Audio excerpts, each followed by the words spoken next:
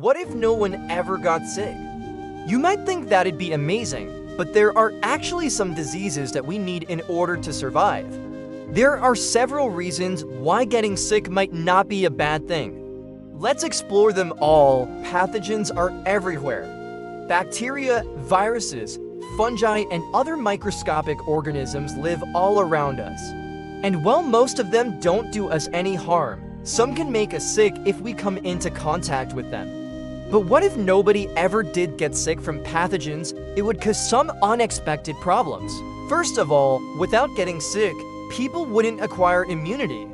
Immunity is the ability of an organism to resist a particular infection or illness. We usually build immunity by letting our bodies fight off infections. When we get a cold, for example, it's because we've been exposed to a virus that causes respiratory infections. Most of the time, we recover because our immune systems have fought off the virus. That means that next time we meet that same virus, our bodies will recognize it as an invader and destroy it before we even feel sick. Without exposure to pathogens, this recognition process wouldn't happen and we wouldn't develop immunity. So everyone would be vulnerable to every pathogen around them. Imagine getting a cold or the flu every single time you came into contact with someone who was sick. It would be exhausting and debilitating. Now, if humanity were magically cured of all illnesses, we wouldn't have this problem. But unfortunately, there are a few diseases that we actually need to get in order to stay healthy. For example, measles, mumps, and chickenpox. It may sound ridiculous, but we actually need to get these diseases in order to build up our immunity to them. If nobody ever gets sick with measles, then everyone will be susceptible to the disease and nobody will be around to help take care of those who become ill.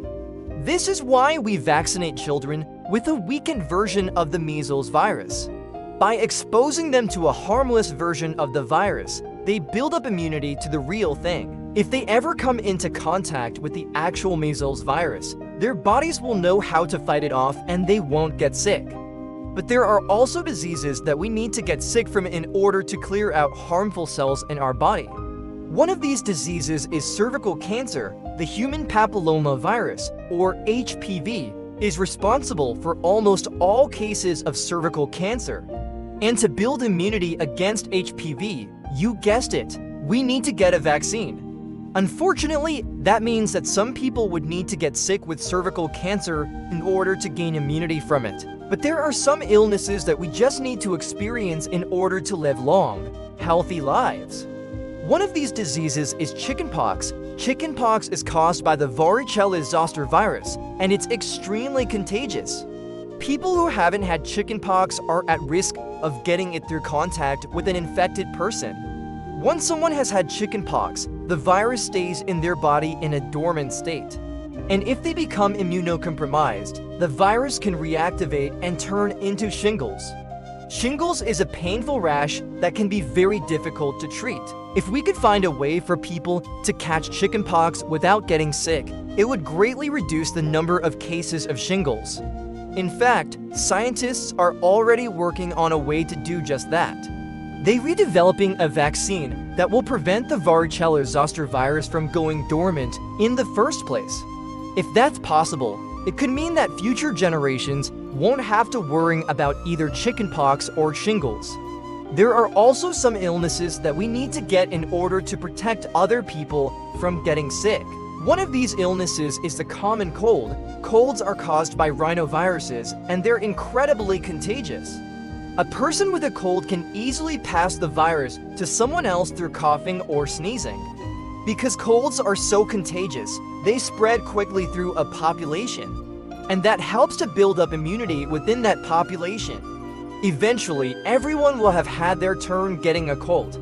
But if nobody ever got sick, then nobody would have immunity to the cold virus and it would keep spreading unchecked. So we can see that there are many reasons why getting sick isn't always a bad thing. It allows us to build up immunity to dangerous diseases.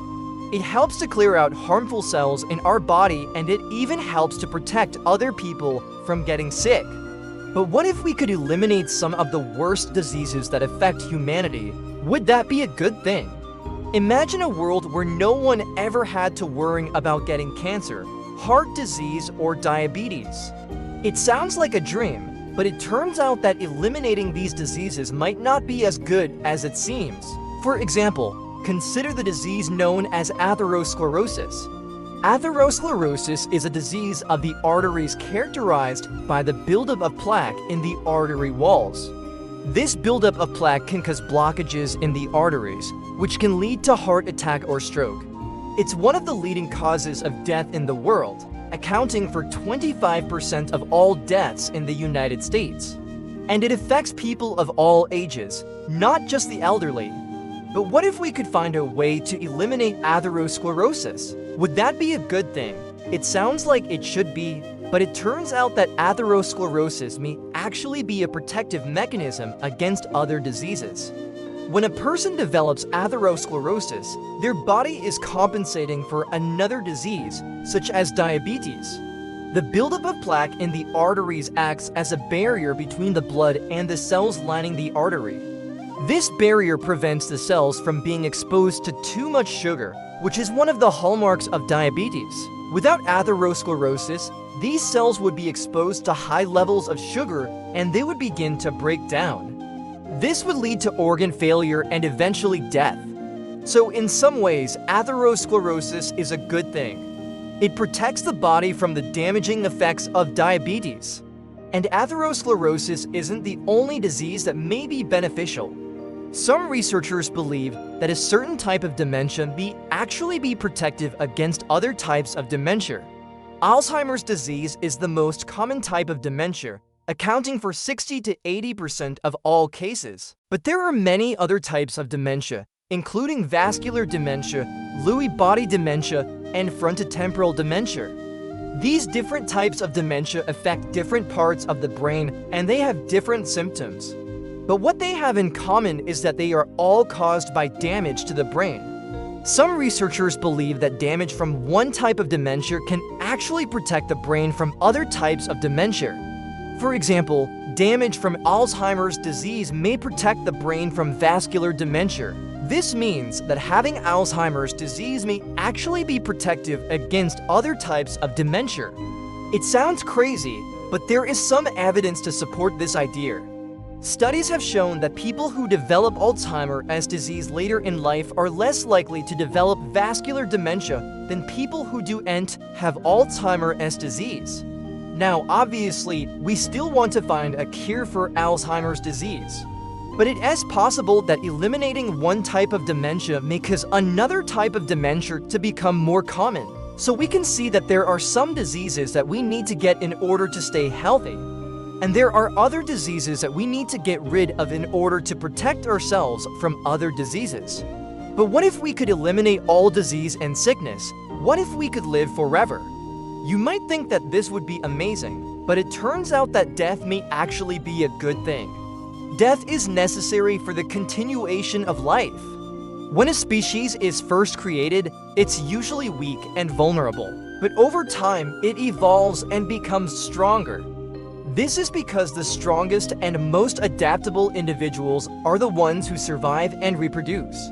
If there is no death, then there is no natural selection. Without natural selection, evolution cannot occur.